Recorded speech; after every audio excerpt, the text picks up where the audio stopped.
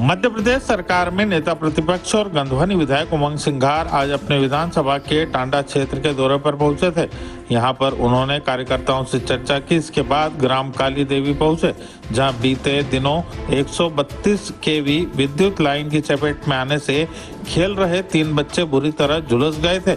इसके बाद उन्हें उपचार हेतु राजगढ़ के निजी अस्पताल भेजा गया था। वहीं इस घटना को लेकर पीड़ित परिवार को कलेक्टर द्वारा 20,000 रुपए की आर्थिक सहायता राशि भी दी गई थी।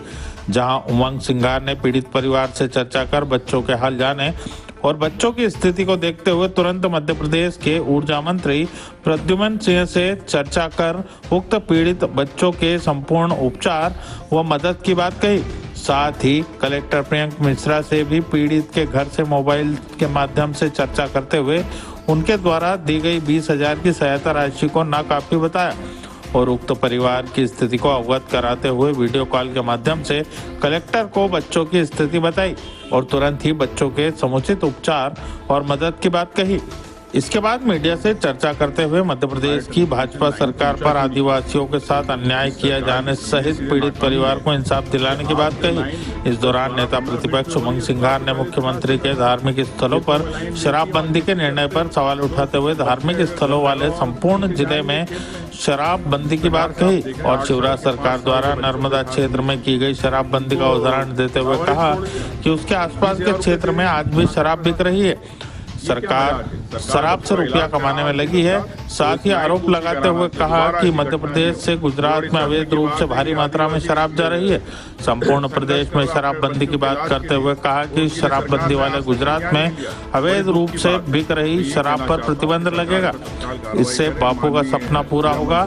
सरकार की कथनी और करनी पर उन्होंने कई सवाल भी उठाए। साथ ही संविधान रचयिता बाबा साहब अम्बेडकर को लेकर केंद्र के गृह मंत्री अमित शाह द्वारा अपमान की बात करते हुए बाबा साहेब के अनुयायियों का अपमान भी बताया और भाजपा से कहा कि वे कह दें कि बाबा साहब अम्बेडकर उनके भगवान हैं।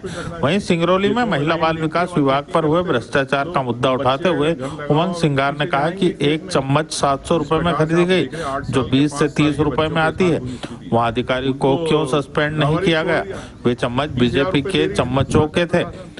सिंगरौली का तो छोटा सा उदाहरण निकला है। सरकार पूरे प्रदेश में अगर जांच कराए तो भारी घोटाले निकलेंगे। यह चम्मच और चमचों का खेल कब बंद होगा, यह बताए सरकार। इलाज के एक बड़ी गंभीर विषय है। इसके पहले भी यहाँ एक व्यक्ति की मृत्यु हो चुकी और इतने सालों से सरकार ने हायर ट्रांसमिशन लाइन को ऊंचा क्यों नहीं किया? इस सरकार की सीधे नाकामी है कि आप जो लाइन 10, 12, 15 फीट पे हो रही है उसको आपको 40-50 फीट रखना चाहिए। खेतों में लाइन देती है, वहाँ खेती करते लोग। अब बच्चे अगर घर लगा हुआ तो पीछे जाएंगे खेत में।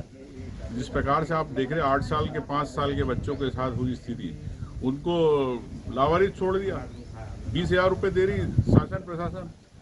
ये क्या मजाक है? सरकार को पूरा इलाज कराना चाहिए तत्काल, तो इस लाइन को ऊँची कराना चाहिए, दोबारा ऐसी घटना नहीं हो। मेरी बड़ी शर्म की बात है कि आदिवासी संघर्ष कर रहा अपने बच्चों के इलाज के लिए और उनके लिए सरकार ने आज तक संज्ञान नहीं लिया। बड़ी दुख की बात है। मैं ये कहना चाहता हूँ कि सरकार इसमें तत्काल कार्रवाई करे। माननीय ऊर्जा मंत्री जी ने मुझे आश्वासन दिया कि कार्रवाई करने का, मैं इंतजार करता हूँ। लेकिन मैं कहूँगा आपके मीडिया के माध्यम से कि इंसानियत के नाते इन बच्चों को तत्काल इनका पूरा इलाज होना। देखिए, शराबबंदी हमने मांग करी थी कि जो धार्मिक स्थल है उस जिलों में बंद होना चाहिए, लेकिन मुख्यमंत्री जी शायद निर्णय जिस प्रकार से करना चाह रहे हैं, तो आपने जिन भी धार्मिक स्थलों पे, लेकिन धार्मिक स्थलों पर शराब ऐसे भी नहीं बिकती है। उस जिले में शराब नहीं बिकना चाहिए। अगर आप नगर निगम सीमा है तो 4 किलोमीटर 5 किलोमीटर नगर सीमा खत्म हो जाएगी, नगर पालिका नगर पंचायत क्षेत्र खत्म हो जाएगा, वहाँ दुकान खोल लेंगे। शिवराज जी ने पहले किया था कि नर्मदा किनारे शराब नहीं बिकेगी, लेकिन 200 मीटर के बाद 300 मीटर के बाद शराब बिक रही। तो आपको निर्णय लेना है तो जनहित के अंदर। अगर आप देश की बात करते हो, सनातन धर्म की बात करते हैं, तो निश्चित तौर से इनको पूरे जिले में कराना चाहिए। और मैं तो ये कहना चाहता हूँ जिले के साथ मध्य प्रदेश में होना चाहिए। मध्य प्रदेश में आप शराब से क्यों पैसा कमाना चाहते हो? गुजरात जारी शराब, गुजरात जो बापू को हमारे महात्मा गांधी का स्टेट रहा, ड्राई स्टेट, उस शराब गुजरात में सप्लाई हो रही है अवैध रूप से। उसको रोकने के लिए मध्य प्रदेश के अंदर शराब रोकना पड़ेगी। जब जाके बापू का सपना पूरा होगा। मुख्यमंत्री यादव ने आज मैसूर में आरोप लगाया है कि कांग्रेस अंबेडकर का अपमान करती है। देखिए, बात है कि ये आरोप लगाते हैं कांग्रेस पे। अगर कांग्रेस, भारतीय जनता पार्टी बता, अमित शाह ने जो अपमान किया उसमें आज तक माफ़ी नहीं मांगी। जो अंबेडकर के अनुयायी है पूरे देश के अंदर, जो उनको भगवान की तरह पूछते, उनका अपमान है। उस दलित समाज का अपमान है, उन वर्गों का अपमान है जो उसको एक भगवान के रूप में देखता है। अगर इतना ही इनको लगता है, बोल दे कि अंबेडकर जी हमारे भगवान हैं।